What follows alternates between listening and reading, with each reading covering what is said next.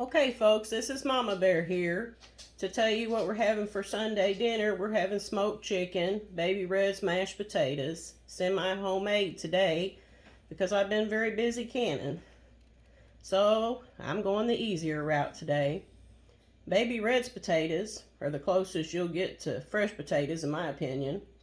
We have a big family and it's for Sunday dinner, so I use 2 family packs of Idahoan Baby Red's mashed potato packets.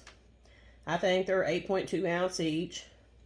I added 8 cups of water to my pan, and you can use cream or milk, but water works fine.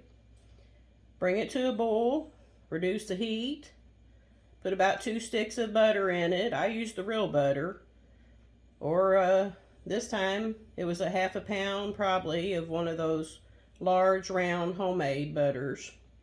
I added 2 packs of 8-ounce cream cheese, some salt, pepper, some accent. Mixed it all right, stir it well, let it stand probably about 15 minutes. You can do 5 or 10 is enough. You can add more butter or milk if you think it's too thick and you want to thin it down a little bit